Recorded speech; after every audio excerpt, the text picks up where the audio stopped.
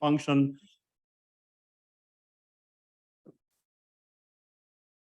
That's not in your way. So we need to rethink the role of mitochondria more than the powerhouse of the cell. And the reason being, as you see in this slide here, that the mitochondrial proteome, which differs from cell type to cell type, is made up of close to about 2,000 different proteins, which is encoded by the nuclear DNA. So these proteins are involved in different pathways. So for example, this protein involved in iron metabolism, lipid metabolism. Some are involved in the mitochondrial fission and fusion, signaling, and so forth. But they're close to about 25% of the protein whose function is unknown.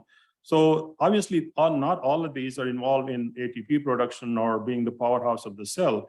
The only protein which are involved in the mitochondrial DNA encoded proteins I'm talking about is 13 proteins which are part of the oxidative phosphorylation that makes the complex 1, 2, 3, 4, and 5.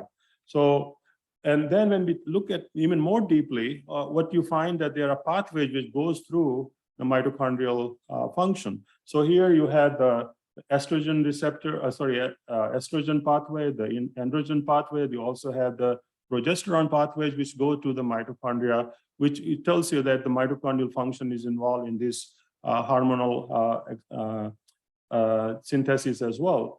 And then when we think about mitochondria, what is really striking is that the mitochondria is only inherited through the mother. So the sperm mitochondria is degraded. So when the sperm reaches the egg, that mitochondria from the sperm is completely gone, except there are one case or two cases in the world where the father's mitochondria have been transferred to the individual.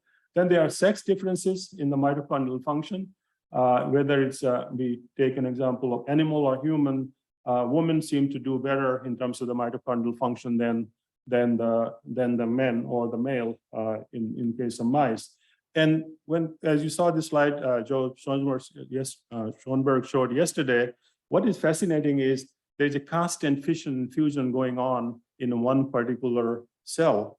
And what I like actually give a challenge to Zoe is to find why this is not going there, or eventually goes there. This particular mitochondria is sticking behind somewhere, is lost.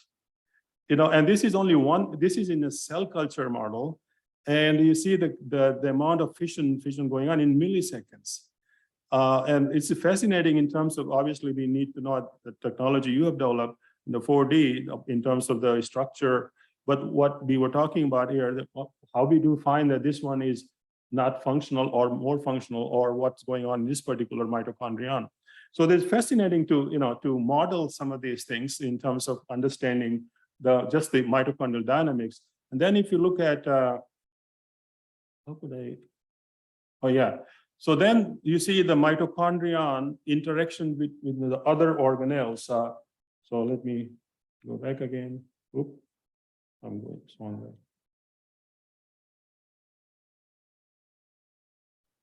So if you see here, this is the interaction within the cell with the mitochondria of other organelles. Then you look at this particular, so here you see that, see like a sea anemone, but when you look at here, this is a migrating cell leaving the mitochondria trail behind. It's a beautiful picture you can see. And again, the question is what this trail does, and how we can model this.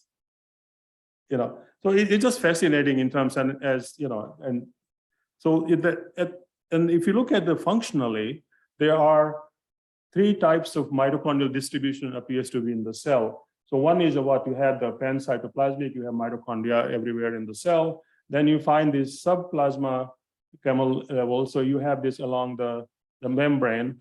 And then you, under certain type of stress, you see the perinuclear mitochondrial distribution here. And what appears to be that the perinuclear mitochondria seem to signal stress response pathway, and then the whole gene expression changes, and it helps cells to adapt. Then we look at, and this is again an guesstimate. So when we talk about mitochondria, how many mitochondria do we have? No idea, but according to some friends who have worked on this for many, many years, so we have 100,000 trillion mitochondria they're providing energy to every adult. 2 billion mitochondria are made every second. 90% of the energy we need is sustained for life and support organ function is created by mitochondria. And the average lifespan of mitochondrion is around 100 days. And each mitochondrion contains 17,000 tiny assembly lines for making ATP. So when we're talking about whole cell imaging, for me, it can be just image the mitochondria and or look at the modeling here itself. Obviously, we can't do all of this, but there are certain small part of the mitochondrial biology which we can address. Then, so the mitochondria number varies from tissue to tissue. So when we think, okay, the mitochondria are the energy producer of the cell, but if you go to lymphocyte and another tissue type, what you find that this cell type produce only 2 molecules of ATP, the mitochondria number is different. But if you go to, for example, here, and the memory epithelial cells or fibroblast cells, you can clearly see there are differences in the number of mitochondria. In human oocyte, we have close to about 200,000 mitochondria in fully grown oocyte. And the question, there are a lot of fundamental questions. What do the mitochondria do in the human oocyte, given this amount number? Do they all produce ATP? What is their particular function? Is it customized to that particular tissue or cell type? And then in the primordial oocyte, you see about 1,000 mitochondria. And so I say, there is a secret conversation going on between the mitochondria inside and what I like to emphasize outside the cell as well. So this is something I wrote a review in seminar in cancer biology summarizing what we know and where we are headed. And that's where the idea of momiome came in with the title of my talk. Momiome is mobile mitochondria and its genome. So what I want to do is take you through some of the functions. So here is the nucleus. So there is an anterogate response which would make those 2,000 proteins go to mitochondria. When mitochondria become dysfunctional even transiently, what happens that these guys send the signal a retrograde response, and our contribution in the field have been looking at epigenetic regulation and the genetic regulation in this field, show that the mitochondrial dysfunction in fact is mutagenic. And I'll come back and describe to you in something new we found.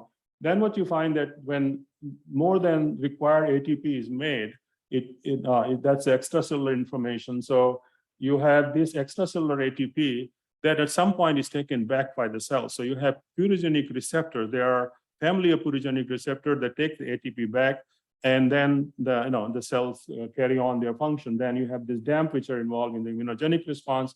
That then this part is also fascinating that you have intercellular information transfer. So there's a direct transfer of mitochondria. I will show you some of the work we are doing in the lab just to give you an example. Then there are mitochondria-derived peptides. So these mitochondria throw out peptides. They are customized and they go to, say, ER or other organelles to is like a cargo delivering the protein. Then you have exosomal mitochondria. Then there are mitochondria-derived vesicles as well. So this is just to show you that then in the case of mitochondrial function, that when there is a cell stress, this cells go through apoptosis, and they throw out the mitochondrial DNA through the membrane pore, and that seemed to lead to C-gas sting pathway, which is very hot area in this in this field, and then lead to the inflammatory gene transcription. So this is a cytoplasmic mitochondrial DNA inflammatory response. This is a whole field of mitoimmunology these days. And then what you find that there are, as I mentioned early on, that there is a mitochondrial natosis pathway. So what happens that then when the cells are infected, this goes to the suicidal natosis pathway. You have this vital natosis pathway. When there's a pathway where mitochondrial DNA is thrown out, and that traps the bacteria and to kill it. How it is thrown out, why mitochondrial DNA, whether it's a circular mitochondrial DNA, whether it's what's the length of the mitochondrial DNA, it's all unknown. So we want to know in terms of the biology and mechanism, and obviously imaging and modeling to figure out what does it mean. So here is the mitochondria from bovine heart, and what you're seeing here is the vesicle coming out of the mitochondria alone. Then this is a release of the mitochondrial drive vesicles in the extracellular space. So here, when you have this mitochondria in the extracellular space, then the question is, does it go to other neighboring cells? What does it do when it goes to the neighboring cells? What are the signaling molecules and so forth? There's a lot more to come. And I just want to give you an anecdotal, something. When I started my career at Hopkins, at the time I was looking for a mentor, and I went to wanted to be adopted by someone. And that person said, well, we know everything what we need to know about mitochondria. Mitochondria are the powerhouse of the cell. That led me to start a journal, a society, and an organization for scientists and physicians looking at mitochondrial diseases as well. So here we are. It'd be a lot more to learn. Then other thing is the nuclear mitochondria. So a lot of us, this was something a colleague pointed out, it published a while ago, that there are mitochondria in the nucleus. And this was just a picture published, in the journal. There are one or two other examples of that, and people won't buy it. But we have tools where we can push mitochondria in the nucleus. And we can push mitochondrial DNA in the nucleus and ask some of these questions. And that's where so you can see there is a nanotube extension. So the mitochondria move along from one cell to other. And here you will see an example of it. There's something we are looking at, the pathway which is involved in this. So from one cell to other, there's a nanotube. And then you can see the mitochondria can move around. We can label it red, blue, whatever color we want to know. And there are pathways, there are genes which are involved in this movement. And imagine, in the cancer cell environment where you have the microenvironment, you have the different cell types, and during the process of tumorigenesis, these guys are moving along. And this has been shown in vivo, not just in cell. Then you see, this is the close-up. It gets really, nice and beautiful that you can track these guys and see. So what we are looking at the moment is this transfer of mitochondria in cancer cells, in aggressive cancers, and what does it mean in terms of understanding the biology, and there are things like, is it unidirectional or bidirectional? So some of that work we are going on in the lab. But then on top of that, what you find that there are close to about 4 million cell-free intact mitochondria per milliliter of the blood plasma floating around in our bodies. And this is also true for mice. So mice also have many mitochondria floating around in the cell-free environment. What do they do? What is their function? So this fascinating, in terms of the biology we have to understand and go further in the field we are trying to be in, whether it's modeling or genetics or mitochondrial biology itself. So as I mentioned that the mitochondrial number varies, so is the DNA number also varies. So anywhere in the blood mononuclear cells, you're close to about 900 mitochondria. The liver cells will have 25,000 mitochondria. This is based on the mitochondrial DNA content and multiplying by the copy number. But then, as I mentioned, that this circular mitochondrial genome encodes 13 protein, which is part of the oxidative phosphorylation. And again, the interesting part of it, the mitochondria field, like any other field, has a lot of roadblocks.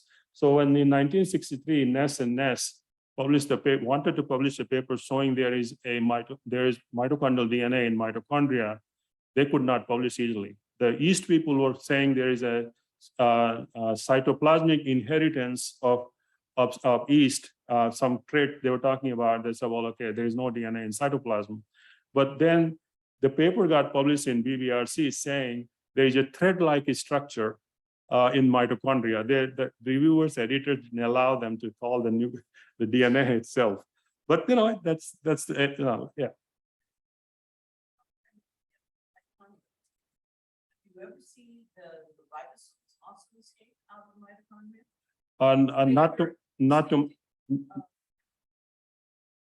Not to my knowledge. I have not to go back look at it if anyone report on that. Not to my knowledge. So, but then to make it more complex, so when we talk about mitochondrial DNA, well, there is not one type of mitochondrial DNA in one individual. So we have a variant mitochondria in our tissues So there, and we call that heteroplasmy. So in our tissues, what we have is a mitochondrial DNA, we call it wild type. Then we have a variant mitochondria, and that variant mitochondria helps us adapt to the environment we live in. So for example, in Siberia, we don't need ATP production, we need thermal regulation. So the mitochondria go through uncoupling, and also these adapted variants will help adapt you to that environment in Siberia. But if you're living in India in a 47-degree temperature, you need something else. So there's a lot, and this is inherent. And this was earlier, it was like, well, there is not this may be a variant, some, patient who will have it, but this has been proven beyond doubt that there is in the normal human population, in different tissues, you have different mitochondria, which obviously is heteroplasmic. So what about mitochondria in pathology? So that's where I came in 2000 when I was struggling to find a way into mitochondria and do something. Turned out that turned out to be a gold mine. And it's still a struggle, but nevertheless, it's made progress because there are a lot of people who got behind us in the field. So there are mitochondrial disorders. There are close to about 400 mitochondrial diseases, which are where the primary cause of disease is mitochondrial defect. And then you have secondary mitochondrial diseases, if you want to call it. So they are aging related. So aging itself. Then you have heart disease and so forth. And it takes about 14 doctors to diagnose a mitochondrial patient. And this is when, and I can say publicly because I have the permission, if you are Marriott's son, Steve took 14 doctors and came into Wilmer Eye Institute, Hopkins, and then he got lucky to get the diagnosis, and that turned out to be mitochondrial disease. He had 5 different organs affected by it. So in the field, what we have done is pushed through Congress and other areas, and ultimately we have a definition where we can tell the physician if there are 3 organs or more affected, suspect mitochondrial disease. And the reason it takes because there are so many genes which are involved in this pathway. But if you just look at the burden of the disease, in 1 in 2,500 are affected by mitochondrial disease. These are children who are born every year. And then if you look at the adults and other diseases as well, which can be complex.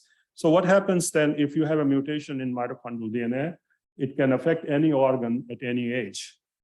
Because you are asymptomatic today, and if you get 51% to 49% mutation load, you become symptomatic. And that's what happened in Steve's case and a Marriott family. And then you find that it can affect any organ at any age. So it also, again, that's where it comes in that you have to look for, in a multi-organ system. And often what happens when the patient they go from nephrologist to cardiologist to other doctors, and nobody connects the dot. So that's why the field is it's been moving, but we have made a lot of progress. So in my lab, what we have been doing is we have this hypothesis. Again, this need to be modeled. This is a cartoon, not a model, where we see there is a mito checkpoint, which is actually later on is adopted as a metabolic checkpoint by others. So there's a mito checkpoint. The function of the mito checkpoint is to restore mitochondrial function. Otherwise, the cells have to make a cell-fed decision, and the cells have to go through apoptosis, and that can lead to the mitochondrial diseases. But in the case of cancer, which we have shown over years, that when there is a mutation in the mitochondrial DNA, or there's a persistent damage or the nuclear mutation affecting mitochondrial function, that can lead to the mutation in the nuclear genome. We know there is a error-prone repair pathway which gets turned on, and the job of that particular pathway is to create mutation. And in that process, what happens that these cells become resistant, and that is the underlying cause of cancer. So in this, what I'm going to do is to show you one example of recently what we have found, and that is a nuclear transfer of mitochondrial DNA. We termed it as Mitogenesis. I had to fight with the editor-in-chief for a long time, but he allowed us eventually to give a name to it, because how do we define when we're writing a grant what it is? And their pneumat was already there, but in terms of understanding the biology, so we expanded the definition, and the definition we have is that the nuclear mitochondrial biogenesis, we calling not just the transfer of nuclear DNA in the mitochondria, because a lot of proteins, mitochondrial proteins localize into the nucleus as well. So we're calling it nuclear microbiogenesis. as any mitochondrial component into the nucleus or nuclear genome, and it could include intact mitochondria as well. So it's a broad definition, and this review you can look at it, and under the momiome or pneumogenesis, you will find that. So we developed a tool in the lab where we can do the single cell fiber analysis, where we can by fish analysis, we made these different probes along the mitochondrial DNA. So this is what you're looking at here. This is a control. And then we can linearize and then look for mitochondrial DNA fragments in the nuclear genome. And that's what you're seeing here. So here you see the red and the green, and the red is telling that in this particular chromosome, you have mitochondrial DNA fragments. So this is the work ongoing. And like anything as mentioned, this has not been able to, this project, I've not been able to get any money because they still think it's an artifact of some sort. So what we did was okay, let's go further. Together with Dr. Tiwari, he's a statistical geneticist in the School of Public Health at UAB.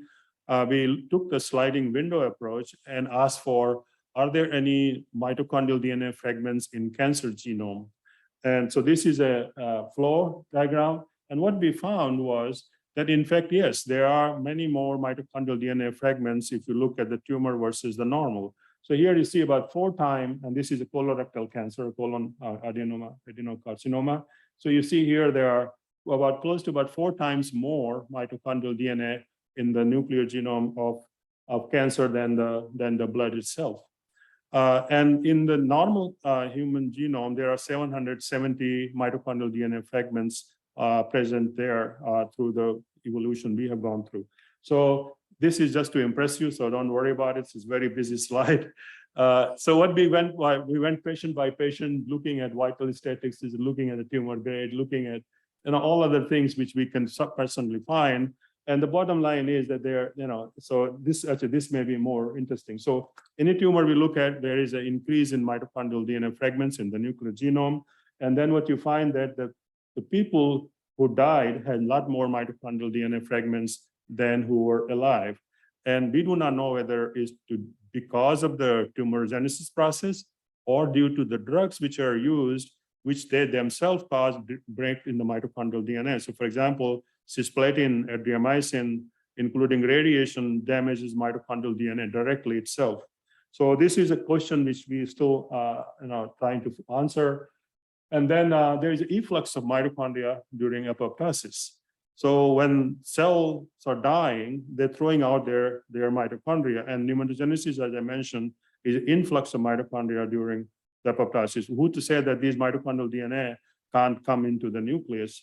And as I said, we have a pathway to where we can find this, and we found a gene. So very quickly, having done all this work in cell culture, we developed a mouse model where we can tweak mitochondrial function at will. And we took a approach because also there's a mitochondrial dysfunction is a hallmark of aging, is one of the 9 hallmark. And then when we look at from the mitochondria point of view, this particular hallmark connects to 8 other hallmarks of aging itself.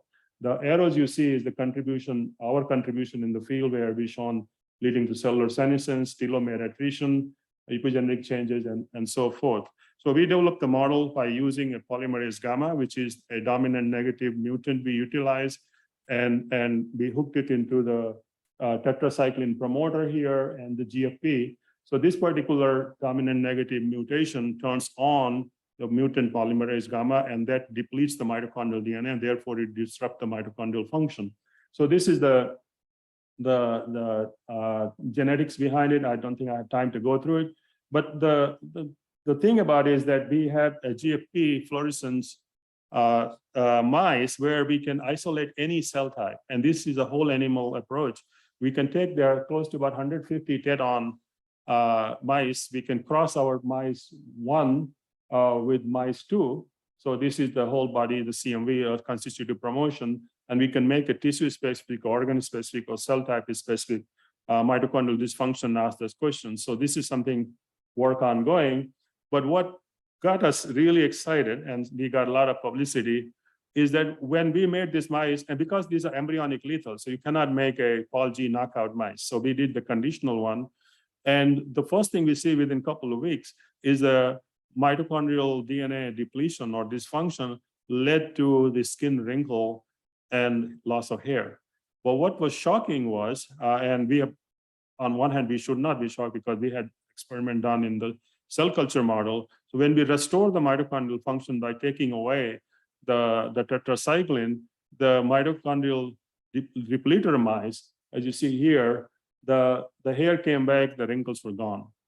So this got a lot of attention around the world, and the media thought we cured wrinkle, and nobody will be bald. We can do anything we want, but having come under pressure from the journalists and other thing, we are working on it.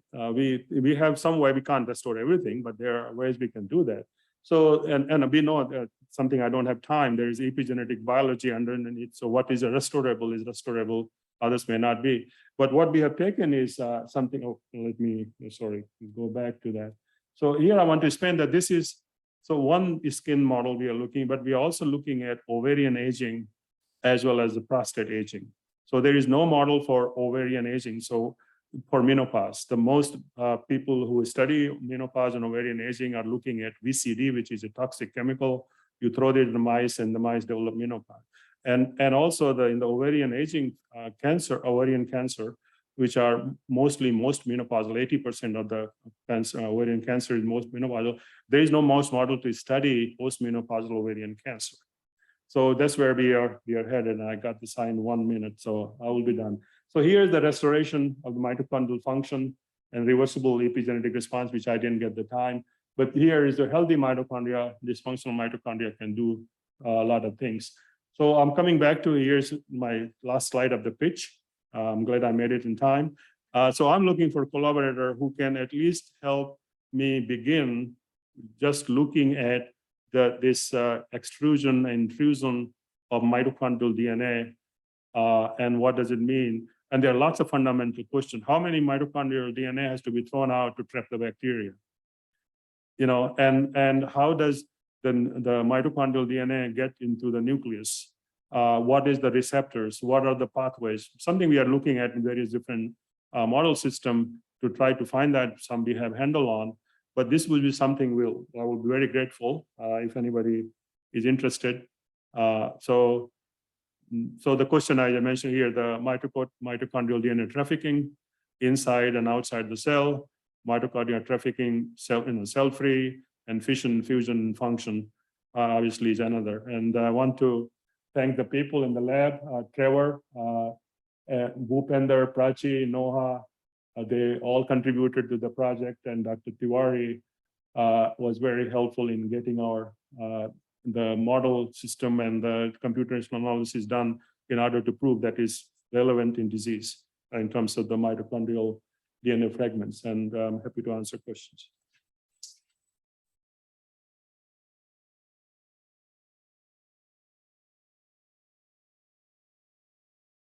In the chat as well. Just Sure. to make sure. While you're checking, can I ask a question? Have you looked at the evolution of the mitochondria inside of the humans, eukaryotic cells? It's a well-studied feature, so maybe you're almost seeing the reverse of it. But how did the bacteria that eventually became the mitochondria get into the eukaryotic cell? So from the evolutionary point of view, Yeah. so there are examples here and there. So for example, one of the mismatch repair protein, which is supposedly be nuclear, is in the mitochondria. So they seem like there's a movement across both the organelles, and then they'll find that this, beside the pneumat I showed, there is a protein called humanin. So humanin is encoded by 16S ribosomal RNA in the mitochondrial DNA. That goes into the nucleus and is expressed. It's involved in neurodegenerative diseases. But there are, as we understand. We do understand that there's exception to the rule in biology. So, for example, also in mollusk, you have not only maternal, paternal transmission as well. So, from the evolutionary point of view, I think that's where I think the modeling will help. If we can Mhm. go back, in the bacteria and in the mitochondrial way, and trying to understand what is common, what is different, and so forth. Yeah. But no, to be frank, that I don't know the answer. Okay. thank you.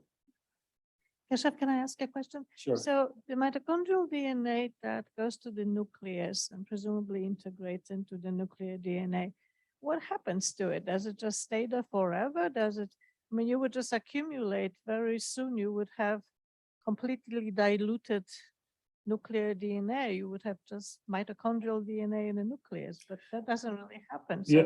So So do you also clear it in some ways?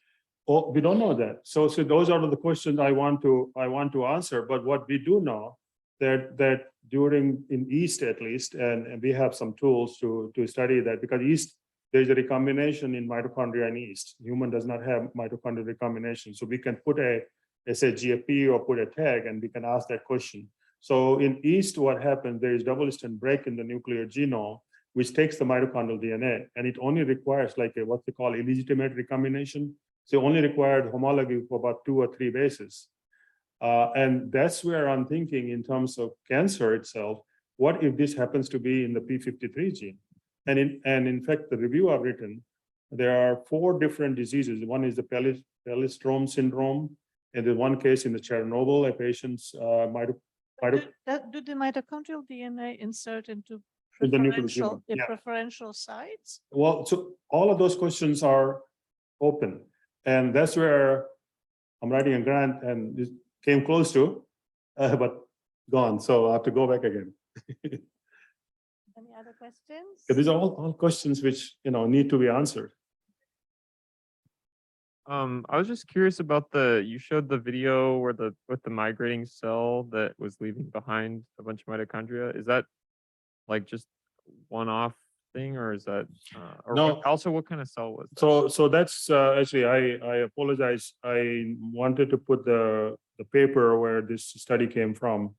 But last night, this morning, I looked at, I forgot. So that is a full-fledged paper in Cell or Molecular Cell. And what they are talking about cytolysis. So there's something in the migration of that this trail follows, and eventually this trail seems to disappear. And what that trail does is anybody's guess.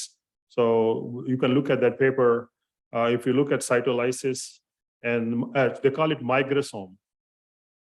So that migrosome is the word, if you type, it will show up.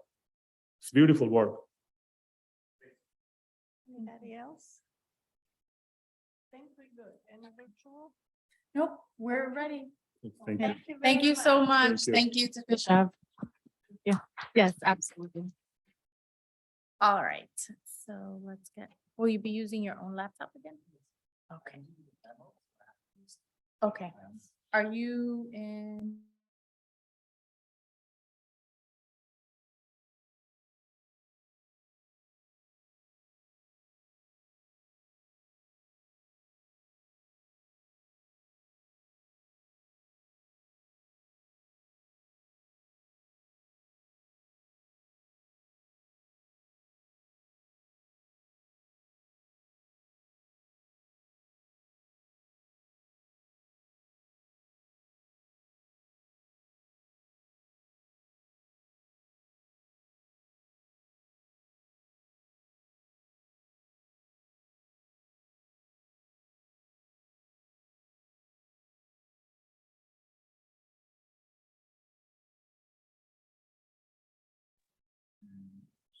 Should I start sharing screen?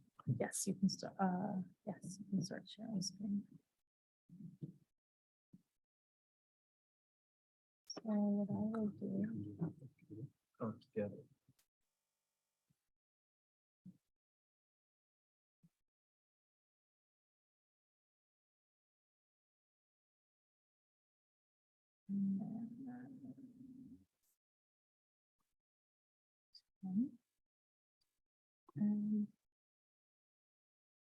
Okay, you should be all set. And do you want a microphone? Yeah, sure. Okay, all right, that's all yours. And how do I use the laser? Oh, sure. Yeah. So this is the laser up here, Okay, cool. and then, oh, and then this is the forward, and this is the back button. Sounds good. Okay.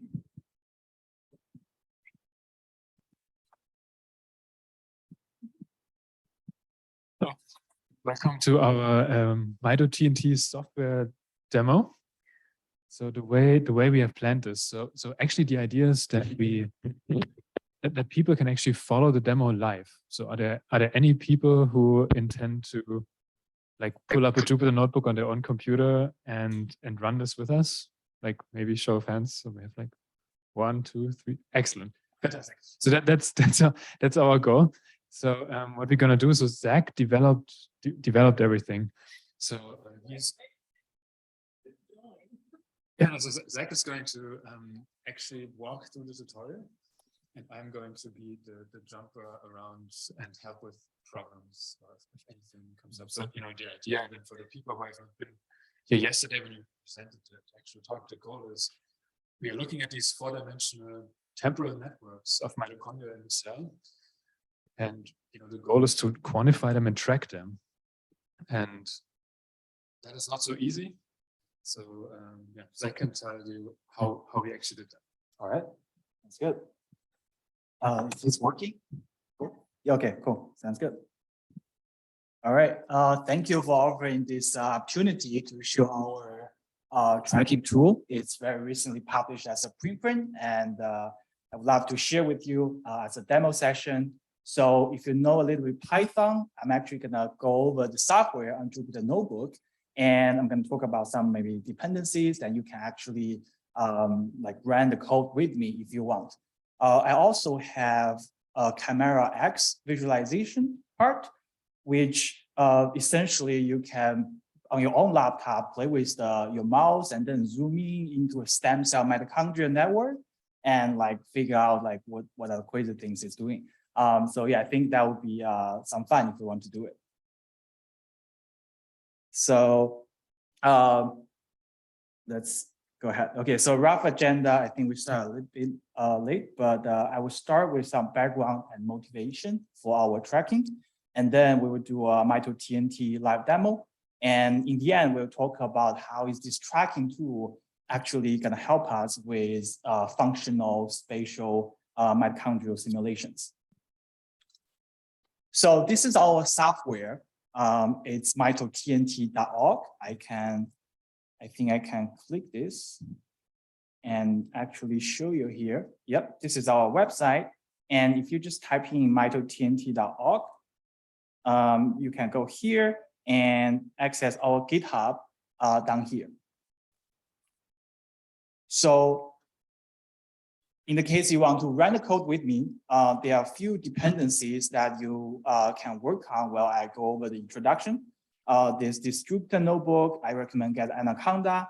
And there's also this Camera X for tracking visualization. We do not need MitoGraph today because we have a test data set. And then there's also some Python dependencies, packages. You can easily clone this whole repository, clone the repository, and then install these dependencies here. Okay, so I will go back to my presentation. And yeah. Okay, so yeah, it's just MitoTNT.org. Whenever I look at the name, I always think about mitochondria explode with all the energy it produces. Yeah, so sure, yeah, go ahead and check it out as I'm talking about some background for this. Okay, so first I want to talk about the current spatial limitation of live cell imaging of mitochondria. This is probably what you usually see with mitochondria imaging. They're using laser scanning confocal to get these 2D snapshots. And yeah, indeed, we see a diverse range of morphology in different cell types and also different cellular states. However, if we look at the high resolution, this is the EM tomography of mitochondria, where they slice the sample and then obtain these electron tomography images, and then they can basically reconstruct the mitochondria with deep learning. And what you see is that these Let me use the laser real quick. See it? Yeah, okay, it's a bit hard. I haven't tried that before. Okay, I'll just do it here. So,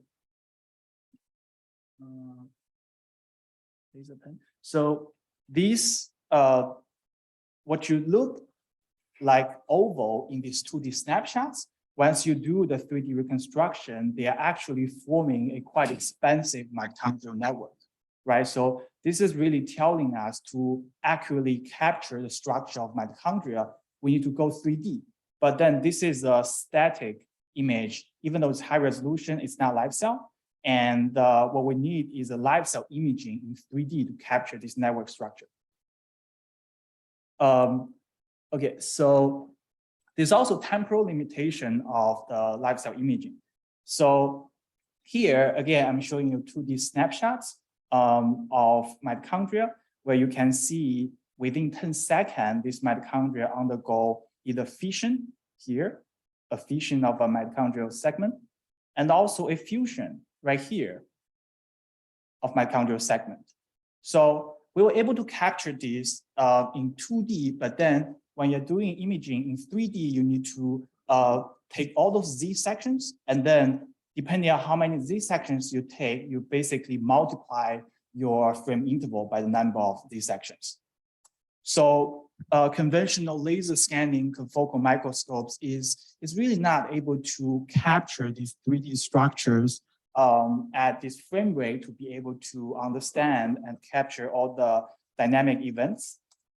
But more advanced microscopy, such as spinning disk confocal microscopy and lattice light sheet microscopy, which is what we are using, actually can capture the 3D snapshots in a relatively short interval. And in our case, it can reach 3 seconds per volume and be able to capture these dynamic events. So here is our approach. We're using lattice light sheet microscopy, where it's showing this light sheet in the illumination objective. It scans the whole sample, and basically the fluorescence is detected in the detection objective orthogonal to the plane of the light sheet. And we use this to image stem cell colonies. Here we can stain the mitochondria in green and also stain the membrane marker in red, where we can do cell segmentation and then basically study the mitochondria in a single cell. Here is how it looks like. I'm going to play the movie. This is obviously a 3D snapshot. And you can see this dense region of mitochondrial network that's undergo constant motion and mixing. And it's really tricky, but it's also very important that we understand the process there happening. So the way we do this to quantify this mitochondrial network is we're using a software called MitoGraph. MitoGraph essentially threshold the surface and staining the surface and then obtain a skeleton, and also add these discretized nodes along the skeleton, which we can then use for tracking and more quantification. So here is another movie of the same cell after segmentation. The kind of the density is the fluorescence. And here you're looking at this segmented skeleton with all these orange nodes being mapped there.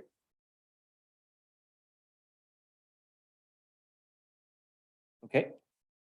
So the tracking problem is now becoming, given we have this skeleton and these nodes at one frame, how do we link them, right? The linking problem, how do we link them to the next frame? And I think of this tracking as a bridge between 4D mitochondrial data and understanding mitochondrial motility, understanding the fusion-fission dynamics, and also to inspire functional simulation based on the experimental data. The way we approach this is somewhat different than the other existing mitochondrial tracking methods. All the other existing methods are actually object-based, meaning they track the center of mass of this a single mitochondrial fragment being a connected component. The problem with this is for expensive networks, you're really losing all those information on these branch motions in those very dense network regions, what we're seeing in the movie. So our approach is network-based, and we also call it full resolution or high resolution, meaning we can actually trace all the branch motions, all the different orientations and the heterogeneities within a single fragment over time. So this is our approach. We're going to actually track and assign the skeleton nodes in the mitochondrial network. Okay, so I think this is one last slide before we jump into the Jupyter Notebook. Just talk a little bit about the algorithm. So for frame-to-frame tracking, we're first going to calculate a distance matrix for all the nodes at frame t and all the nodes at frame t plus 1. After that, we apply a distance threshold because computing the graph cost or the cost for all the peers is really not realistic and is not really needed. All we want is, given a relatively high frame rate, we want to look at the local neighborhood, all the nodes that's close to the node to be assigned, and then we are gonna select the correct assignment based on the nodes surrounding it. So this is where we apply the distance threshold, and then we can compute cost terms, which I will show you here. There are two cost terms. One is the spatial separation, the distance. The shorter the distance, the more likely it's the correct assignment given high frame rate. There's also this topology comparison score that we developed. Essentially, it's going to look at how similar the topology are between two frames, right? Given the assumption that our frame rate is higher than the rate of remodeling, we can basically say that the topology is more or less preserved, and then the closest node with the same topology should be the correct assignment. And then we basically combine these two to form the final cost matrix. And then we use a linear assignment problem solver to solve for the node assignment that gives the lowest sum of these cost terms. And eventually we will get these linked nodes that being linked, these nodes being tracked. And also there are fluctuations in node number, and we need to terminate some nodes and also initiate other nodes. Okay, so I think this is the time I can hop onto the demo part and actually show you how the software looks like. Okay, so this is our GitHub repository. As I said, if you're interested in running them, you can go here and get the dependencies. The first part is data preparation. That's based on the MitoGraph, which we have a test data set, so we can skip for today. But essentially, we are going to run a MitoGraph segmentation for each time point of the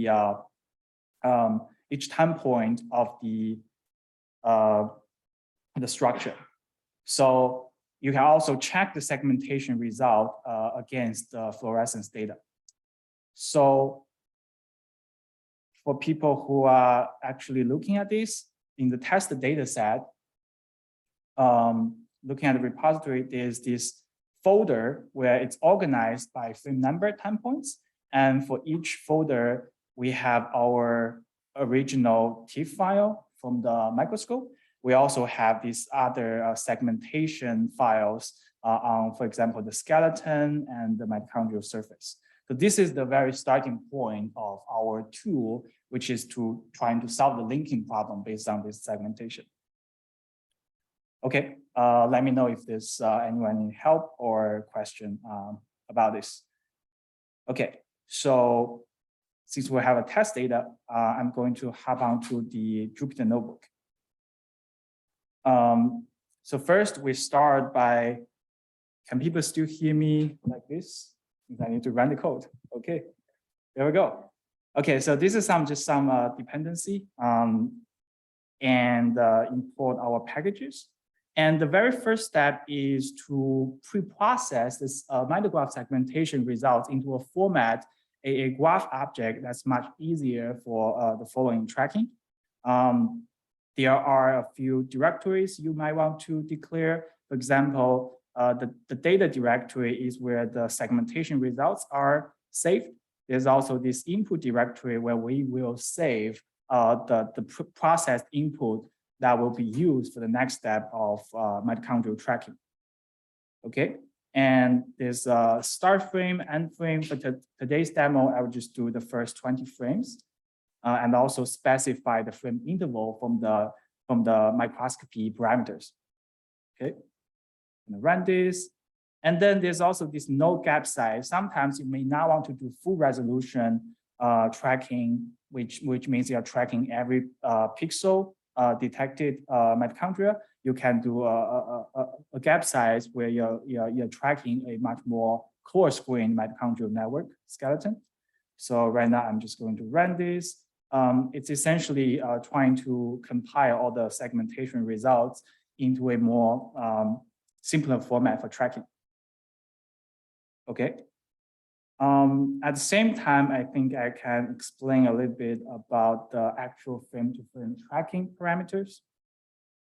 So we'll need to declare a directory for storing the tracking outputs. We can also specify the tracking interval. By default, it will track everything, but you can choose a larger interval if that's desired. So then we need to define our distance threshold. As I said, we need to kind of include enough potential nodes to be assigned to, but also limit the number so that we're not calculating like too many graph scores for too many pairs, which will take too much time. This is estimated in two ways. One of them is just looking at the distance for the 10th nearest neighbor. And you can also change the parameter.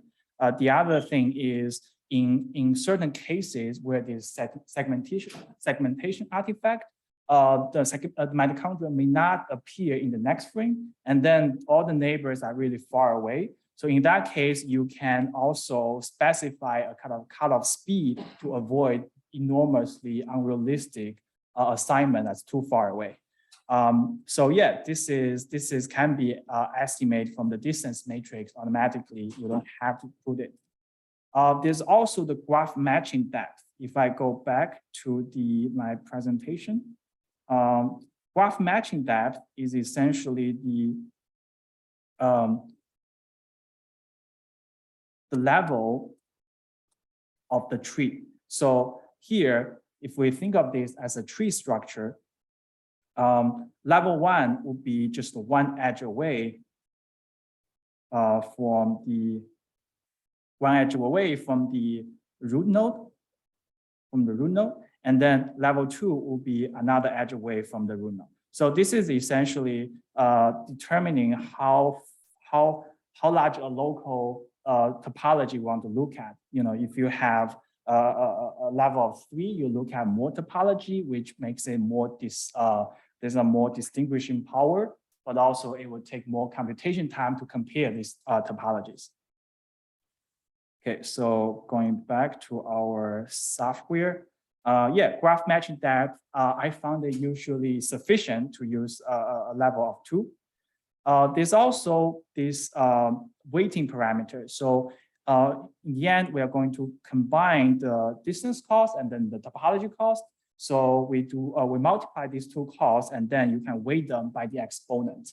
In cases where you think the frame rate is relatively low and the distance cost is probably not very indicating the correct assignment, you might be able to use a higher weight for the topology and still get assignment independent of the distance if the topology is more conserved than the distance.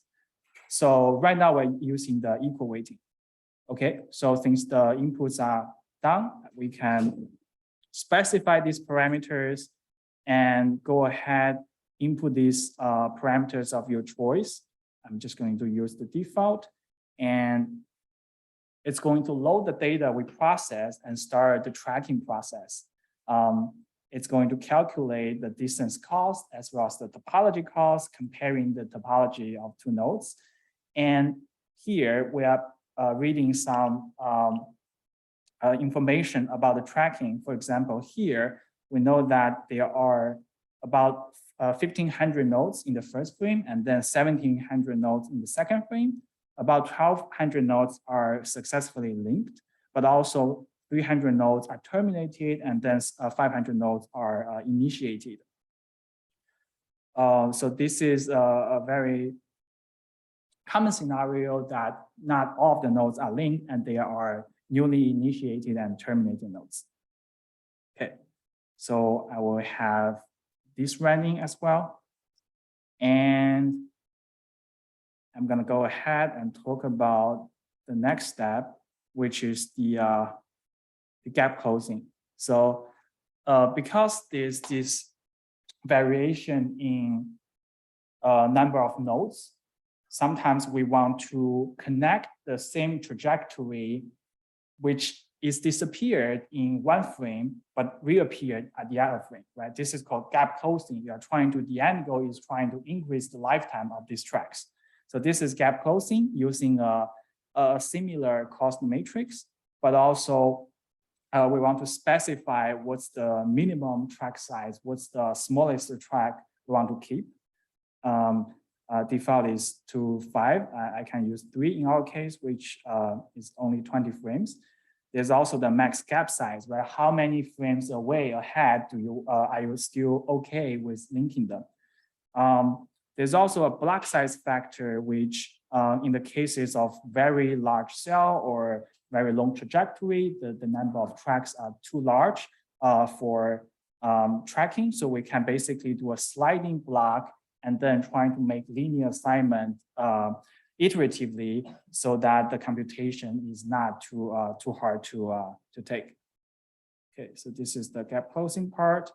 Just checking the frame tracking. Yeah, so it's almost done. Right, is there any questions so far? Anyone run into trouble? Or just watching me doing this and have fun? Yes, I will do that. Yes, exactly. That's the next step. Okay, so let's go to the cool part of visualization. I will show you this movie first. Okay, so in the software, we are creating this skeleton that's colored differently for 2 frames. And then we are basically drawing all those arrows, all those tracking vectors based on frame-to-frame assignments. So the way we do this is we're going to use camera X because just for demo purpose, I'm going to track the first 5 frames. Okay. And the first thing we need to do is, because there's some transformation after segmentation with MitoGraph, we need to transform the fluorescence intensity and be able to show it as the background fluorescence cloud. That's the first step. And the second step is we want to make a camera X rendering of the skeleton. So I will use the scheme where the first frame, the current frame is blue and the next frame is red. And then you can define what's the size of the skeleton and what's the size of the node. So I'm just going to run this. Okay, so the next step is we want to generate all those tracking vectors, right? I will choose a color of black and then a similar arrow size. This is going to create all the data for the tracking arrows. And then the final step is we're going to combine these and then visualize this process over time. There are a few options. The first one is, do you want to see, do you want to see the teeth, the fluorescence cloud, so that you can compare that against your skeleton, see if the segmentation is correct against the fluorescence cloud? Let's do it.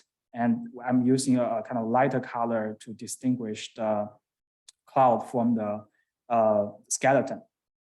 And we can also choose whether we use camera X skeleton. We just made them, I think so, but it's also going to take a little bit extra time. And let's do this. Cool. So I will go back to our visualization folder, which already created all the skeleton and the tracking vectors. And then I'm basically going to load the script in Chimera X. It's usually taking some time because we're using its own generated skeleton. And we will be able to kind of navigate and see all the crazy things mitochondria do in the stem cell. All right, so yeah. Right, so the mitochondria, we labeled a outer membrane protein in the mitochondrial membrane. And then, yeah, it's basically EGFP endogenously tagged to it. Yeah. Cool. All right, sounds good. Okay, cool. There we go. This is probably the most exciting part of this demo, where we're looking at the same cell. And then let me try to go over to this dense network region. Again, the blue is the current frame and the red is the next frame. We are able to see this fluorescence cloud around it. And then, you know, I checked them visually. It seems that the skeleton is quite accurate from MitoGraph. And you are seeing basically let me zoom in here. You are seeing this blue skeleton is being tracked to the next frame at the red skeleton. And then you can move around, go in there, and imagining combining other data, right? Imagining we have ER, we have endosome, we have really fusion detection. You can see all those fusion detection around ER and at a very fast frame rate. And this is, I think this is a very cool visual for the space as well. Okay, so over time, you can see the progression, motion. Let me just zoom in one of these segments, the progression of the mitochondria over time here. There's a branch here. How does that move? For example, here, we kind of see a fusion event, and then it's being persistent, and then there's another fission event. Okay. How do people think? Any question? Feedback? Yes. Thank you. Yeah, questions? Just a clarification on segmentation. Yeah. So what's I'm seeing your data, but what is exactly the initial data that you put in for segmentation, and what are you getting out? Sounds good. I can actually just show you right now because we have everything open here. Let's see. Let me go to the first frame, and then this is what the visualization is built upon. I'm basically showing you my original data for 2 frames. So here, this is the very original data we are working on. This is the T fluorescence intensity rendering. Okay, I can also render them in a way that's probably more familiar to you because you just watched a video of this, right? This is the surface rendering. This is essentially the microscopy fluorescence intensity. Okay, and then how does the segmentation looks like? The segmentation looks like this. And if we zoom in, having looking at a lot of these, I think it's actually doing a quite decent job for MitoGraph. You can see all this fluorescence intensity being captured by this skeleton. But of course, there's fluctuation. For example, this part, it decide to decide not to threshold it because we're looking at really a range of intensities here. Does that make it? Yeah. So, so really, it's a static color image, but it's 3D. Yeah, it's 3D where I'm showing you 1 frame. So the movie is obviously. So that's why it's 4D. Yes. Okay. 3D is what I'm doing here. This is 3D. 4D is what I'm doing here. This is 4D. No, yeah. Oh, that's a separate. No, I'm saying like 3D is this like this right. 3D structure, and right. then 40 plus time, Time, right? which is exactly. this part, right? Where you can actually track the mitochondria. But you're segmenting it per frame. Yeah, that's correct. But Yeah. not in 4D, but in segmentation in 3D. Yeah. All The right. whole purpose of MitoTNT is to link this per frame segmentation, right? So yeah. All right, thank you. Cool.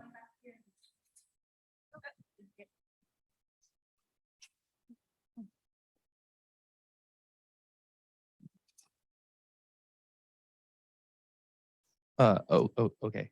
I get to go first. So my question is a bit on just determining your segmentation. Mhm. Well, I guess you guys are on the mitochondria are on the size of a couple hundred nanometers. So how do you decide where the cutoff is of the fluorescence to determine your segmentation? So this part is currently done by established software called MitoGraph.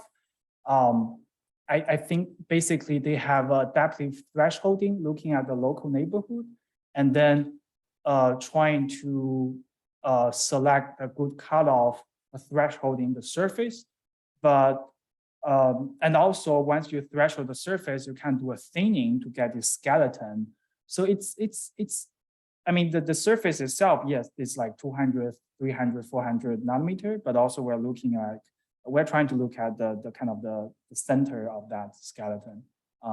Yeah, looking at the displacement of this 200 nanometer tubules, right? That's what we're looking for. Thank you. Thank you.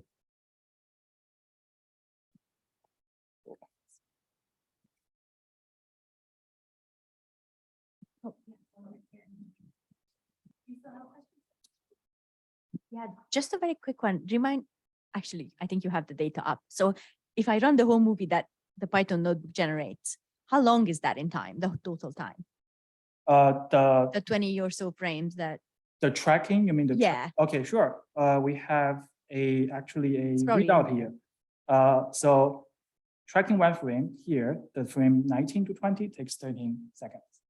No, I mean, Okay. in real time, the cells, how long, like if I watch this movie of the mitochondrial Yeah. Oh, I see, network, I see. how long did it take in the real cell? Okay, so every frame here, the frame interval is 3.2 seconds. I see. And we Okay. image for about 5 minutes. 5 minutes. Yeah. Okay, thank you. If we process everything. I think there's a question here. Oh, yeah, also there.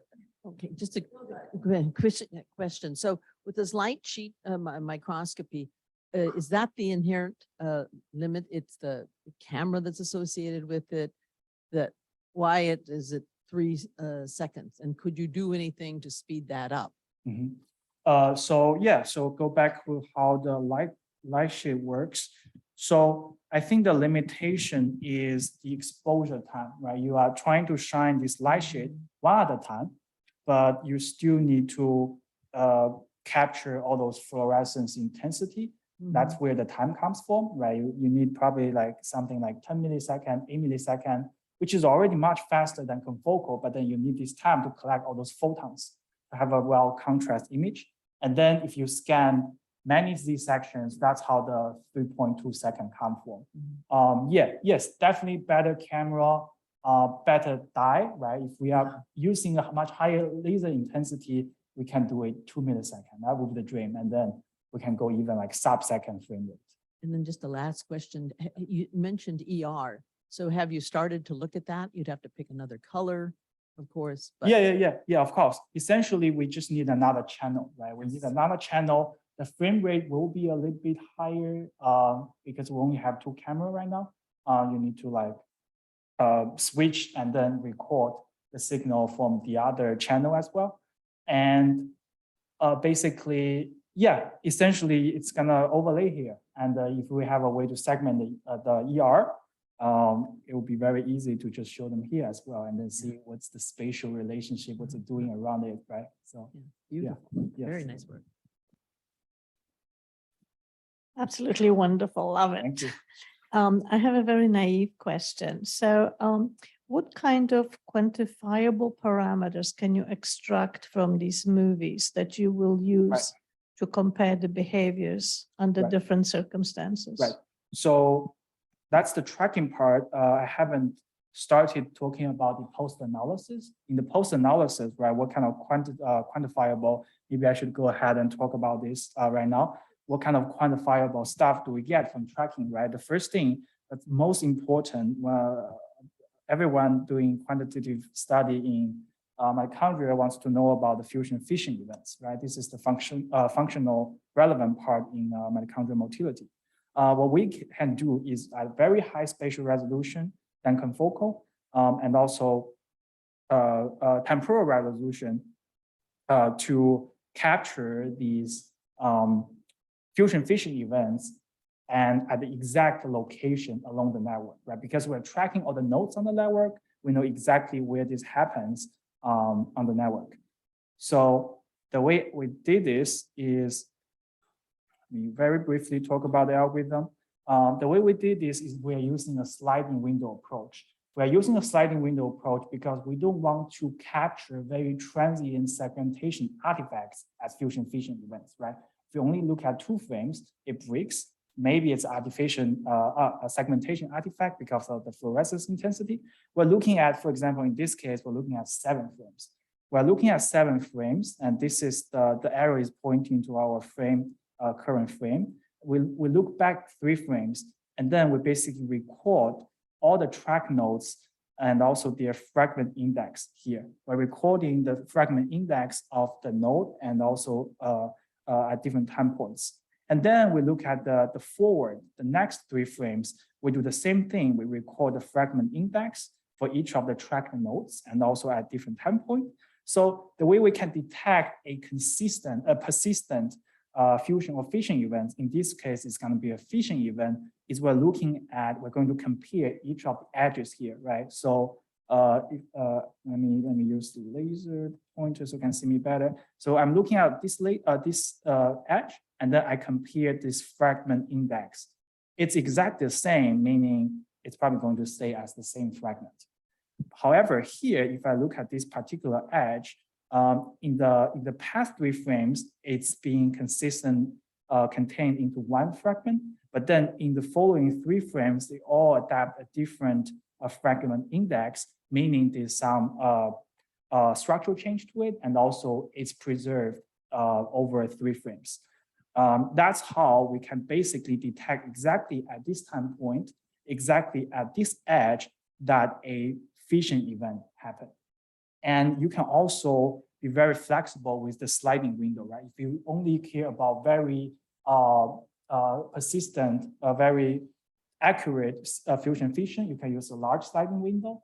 If you want to know about kiss and run events, right? There's kiss and run events between mitochondria in the axon in neurons. You can also use a small sliding window and then capture these transient kiss and run events. I just talked about the case about fission. For fusion, that's just time reversed, right? We're just going to run the exact same thing, but then going back in time. This is how we can detect the fusion fission events. We also, on the Jupyter Notebook, we have a functionality dedicated to detect the fusion fission events. You are flexible in choosing the stress size and also the window size. The output, I will show you the output quickly. The output looks like this. For each of the row here is an event. There could be either fusion or fission. And then it will find all the nodes. We have a unique node ID for these tracks. It will find all the nodes. It could be an arbitrary number. We group the nodes in a close proximity as a single fusion fission site. And we can also know what are the fragment ID of these. In this case, the fragment ID before are different, but then are the same afterwards, meaning, this is a fusion event, right? So these 2 nodes from different fragments are now coming together into a single fragment. Yeah, so this is kind of the quantifiable data we can work on, right? We can calculate the fusion and fission rates over time, right? We can plot that. We can also, because we know exactly where these nodes are, we can also actually have a functionality to visualize them in this map. In this rendering, we can exactly pinpoint where the fusion fission happens. And, imagine compare that with ER, with endosome, we can like see a lot of information there. There's significantly more information content in your movies than just fission and fusion events. Yes, yes, I'm curious about yes. There are also motility. So is that Yeah. positional? Yes. Clustering. Yeah. So my next topic was about kind of the motility. We can calculate the motility on these segmented nodes, these nodes. And then once I do a MSD analysis, I found that the nodes actually, the majority of it undergoes linear normal diffusion. The MSD curve is linear.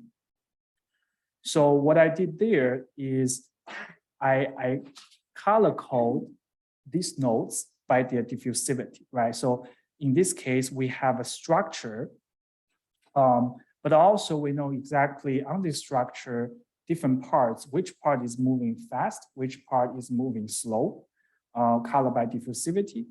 And we can also do that at a more coarse grain level, the segment level, which is basically from the branching point to the terminal point. We can average the vectors of these nodes and then calculate. It's also linear once we fit the MSD curve, and then we can get the diffusivity for these different branches on the same fragment. And similarly, we can average everything and do that on the fragment level, but this is something others can do as well. Yeah, just because any optical method has a opportunity of some phototoxicity. Have you looked at enough cells that you can tell, like, the longer we illuminate this thing, the more fission we see? They also think that there are, certain stress conditions that cause it. Have you been able to investigate any of those to see if you get a shift in the statistics? Right. So for our case, we only image for 5 minutes, and lattice light chain is known for low phototoxicity. We do not really see a huge change in bleaching, or there's some bleaching for sure, but we didn't see a huge change in the remodeling rates. But we also try to treat the drugs, right? There are drugs that's disrupting mitochondria, and then it starts to fragment. We can actually capture these a spike in fission rates, right? We can capture a spike in fission rates. We can also visualize where this happens. And yeah, definitely that's one thing we can do in terms of the system readouts. Yeah. So this is where, so I think if you want to try in the future, you can try to use this. This is going to calculate the diffusivity at different levels. And this is where we can generate another camera X visualization for this map, where you know exactly how the diffusivity of different branches on the network. Yeah, so for the quantifiable readouts, that's what I have for today. Any other question? And then this is the last part about how we can use this for modeling. Hopefully this is a quick one. So I got the diffusibility visualization working. Yeah. How do you visualize the location of the fusion fission events? Is that in the Python notebook as well? That would be a fantastic functionality that I need to add. Yes. I see. Okay. Yes, yes.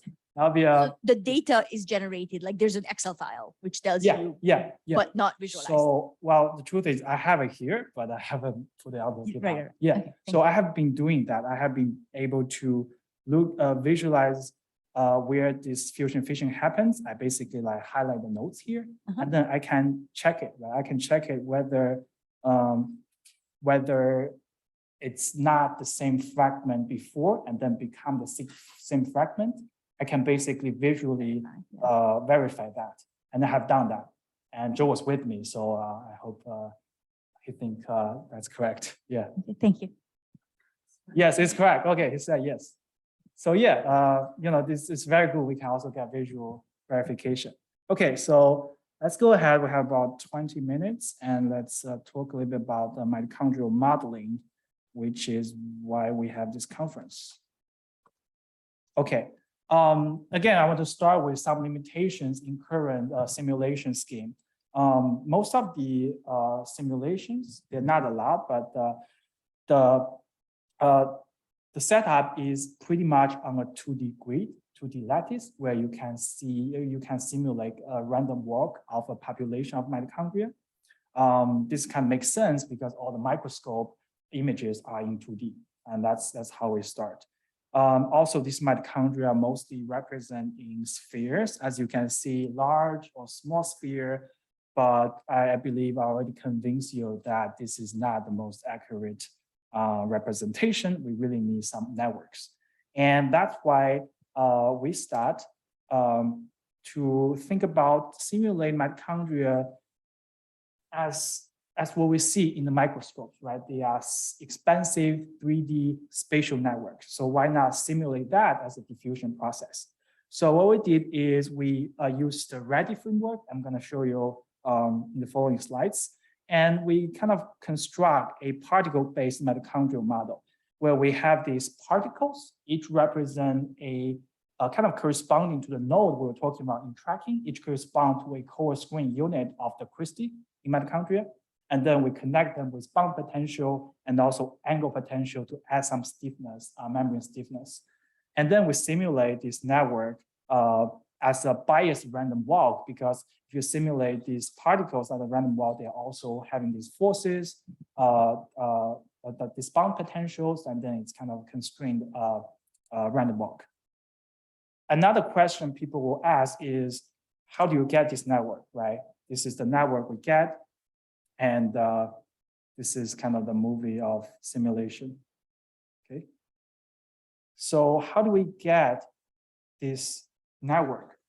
We want to generate this network in such a way that it's really closely resemble the mitochondrial topology that we can see from the imaging, right? From the imaging, we segment them, we know exactly what's the topology, and why not we find out the correct graph model for it. So after trying a few different network models, including scale-free models, I find that the best way to recapitulate the data, the distribution, including the degree distribution and the fragment size distribution, is that we make multiple small partitions of random network. So for example, if we have 3,000 nodes in this cell, we will start with 500 nodes, which is representing kind of a local environment of the cell. And then we make these random networks. And then we combine multiple of these, add them together, and then we can basically recapitulate the degree distribution and the fragment size distribution. It's very interesting that even though the random network works, you cannot build a random network with all the nodes of the cell, and instead you're really trying to connect the nodes in a local neighborhood of the cell to get this network matrix. So that's how we generate the network model and obtain this simulation. The next thing we add are these mitochondrial dynamics, fusion-fission events, right? We want to model as close as we could be. So structural reactions include a fusion reaction where the node, if it's coming close enough, it's going to form a bond at certain probability. There's also a fission reaction. Basically, edge can be randomly deleted with certain fission rate. So what we did is we trying to simulate this iteratively to find out the correct fusion and fission rates that's going to balance each other and gives us a stable simulation. So for example, here in the bottom right, this is the number of fragments. You can see over time it fluctuates, but also did not go to the extreme case of hyperfuse or hyper fragmented. We also try to model this with real units and obtain a fusion-fission rates that's close to experimental literature values. So these are the key characteristics of this spatial simulation. And I really want to introduce you to this framework that I'm using called READY, standing for Reaction Diffusion Dynamics.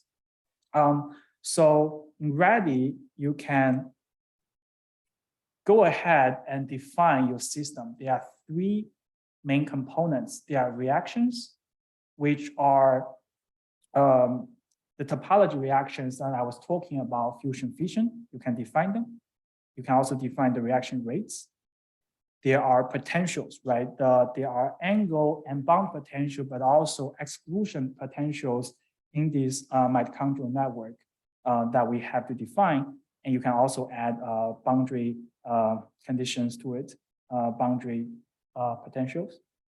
Okay, and the last thing is topology, right? We use the random network, multiple small partitions of random network to connect these nodes and to form our network. Topologies, yeah, if you're interested, you can go over this. It's really a platform for you to freely design your system. And then simulation, we're gonna run the simulation, and you have also these observables that you can record. In my case, I'm really interested in reactions and reaction counts, to monitor the remodeling rates so that trying to get a literature value. Yeah, so in case you're interested, there are a lot of demonstration with Jupyter Notebook. This one is probably closest to what we're doing. You can build your topology. You can add these reactions. You can also set up this connectivity, and you're gonna run them, and you can monitor the number of beats, and then eventually you can visualize in VMD. This is the visualization they gave, which is very close to what we are doing here. So yeah, just to share this great platform where we build our simulation. Okay, so once we have this spatial mitochondrial simulation that you can capture all those motion, different topology, and different remodeling events, we use that to characterize our, validate our mitochondrial tracking, right? In ideal case, where we're not losing any nodes, how can you do a good job? And the fact is it does. In this case, if we're using only distance metrics, think about the x-axis as like a frame rate, and then the y-axis as tracking precision. If we're using only the distance, closest distance, it makes sense that over long time intervals, you start to have lower tracking precision.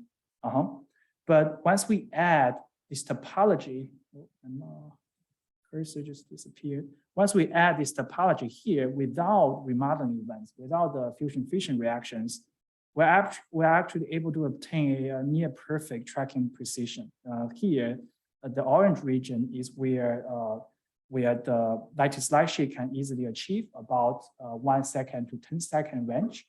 And we're getting really, I would say, very decent precision here, because this is just telling us my graph comparison topology score is actually doing something, and to make the correct assignment based on the distinct topology.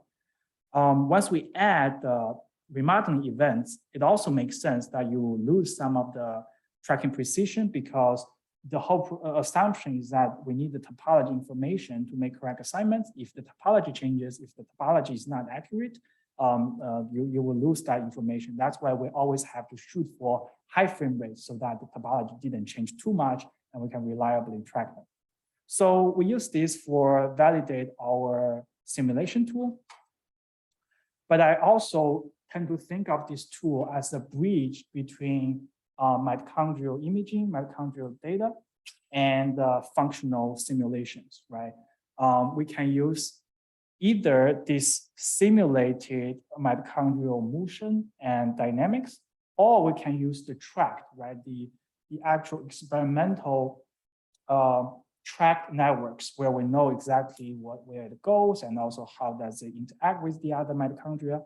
Based on this motion plus remodeling model, I think the next steps is to actually model this network transport process on the networks along with the network motion and remodeling.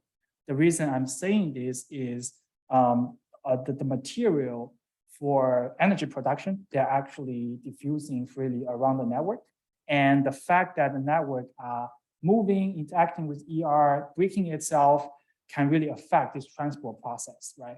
So it also affects like DNA DNA constantly get damaged, mitoDNA constantly get damaged, and then it needs to be repaired, to be discovered.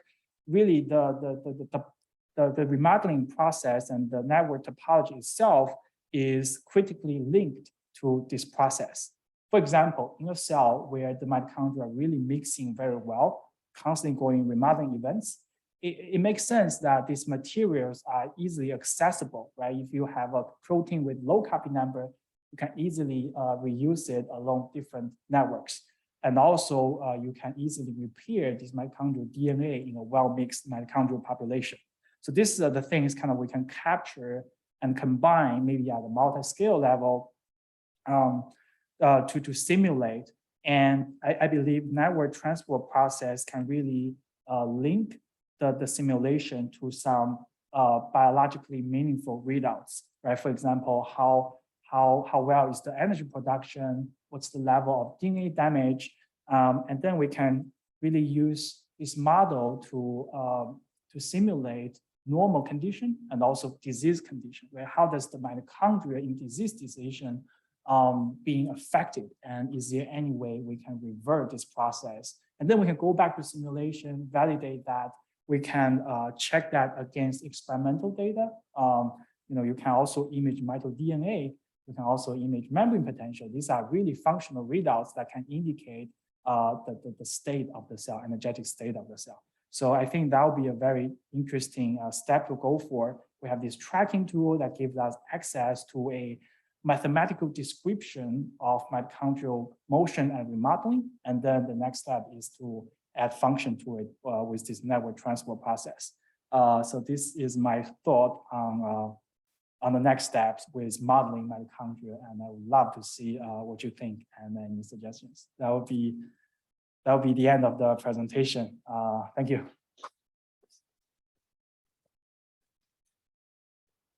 Cool. Any questions? Yeah. Yes, We we have have 10 two minutes. questions on this side.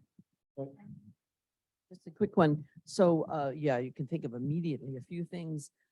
First off, have you looked at this network, how it changes with the cell cycle? Like as you get close to division, you should see really changes a lot. And then could you think about in your light sheet microscopy, could you put in like a DAPI stain for the DNA of the mitochondria that you could see, are you losing any of it as the thing undergoes fission or fusion? Right. Yeah. So to the first question about cell cycle, right now we're using stem cell. And if we can have the information about cell cycle, yes, we can basically image them at different stage and then trying to compare the motility. Yeah, that's something we can definitely try. For the second part, I'm pretty sure there are dye for mitochondrial DNA, right? It would just look like a bright spot, like a punctate along the mitochondrial network, right? And then that can be easily tracked with all the existing particle tracking algorithm. I will probably just gonna combine it here, track both, and then see, are we losing some? Are we gaining some? Yeah, how are they damaged? Stuff like that. Yeah, that would be really cool. That's very functionally important question, I think. Yeah. Thank you. I have a network question about how you generate the models network. You said that the best way was to take a small addition network, which is completely random, right? With a certain probability, and then you stitch them together. But there's another network that generates addition type distributions, which is the random geometric graph, which is basically you toss a bunch of nodes on a plate or in 3D and connect everything that falls within a certain radius. And it looks like your network might actually be closer to a random geometric graph with a very small radius, because you don't like the highest, like your distribution doesn't have a wide degree range, right? The highest hubs are what I'm looking at 5, like a branching point of 5 or 4. You don't really have anything like 10-degree branching points, right? Yeah, that's right. So I think I would actually recommend checking a different network generation procedure for the model, which is random geometric graph with a small r. All right, I'll write that down. Thank you so much. Yeah. Yes, definitely. Yeah.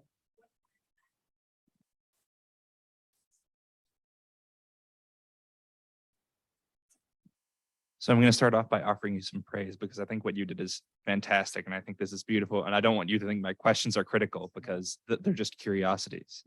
So I have to hear. So I'm curious on some of the limitations of this, Okay, both on the light sheet microscopy side, Yeah.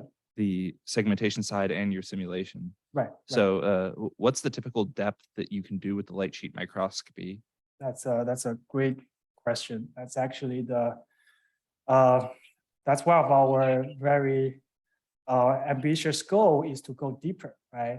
There is definitely, as Joe talked about, all those optical aberration, right? We can only do 2D stem cell culture right now, but the dream is to go deeper with adaptive optics and then looking at multiple layers in the operating organoid or some other organoid, and then really see is there any heterogeneity in the mitochondrial behavior.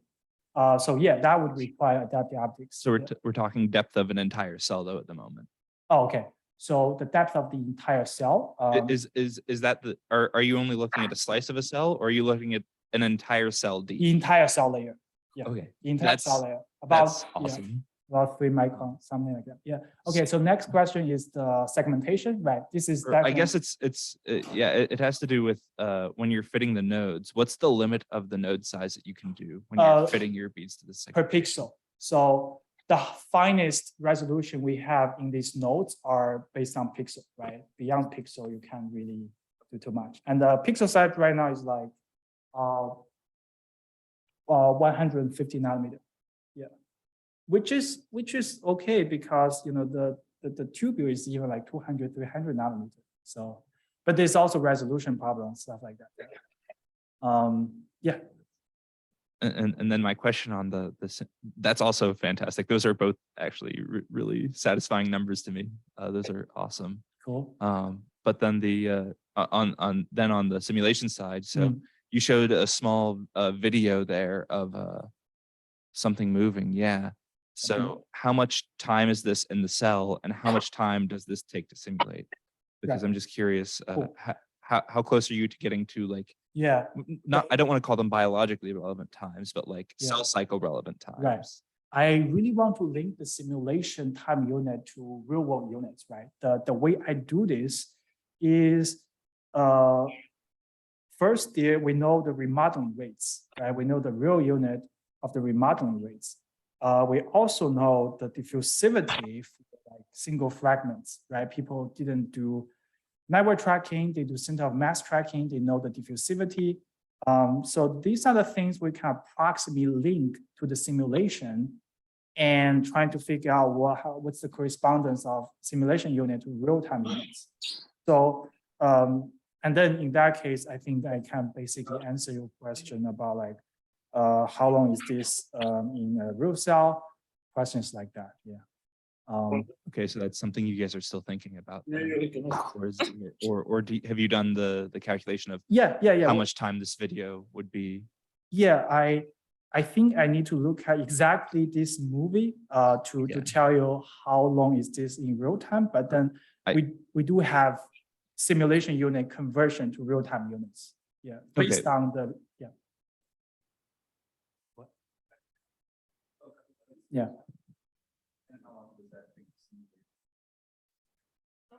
How long does this take to simulate? 30 minutes. Yeah. 30 minutes, something like that. Yeah, I never ran like, yeah.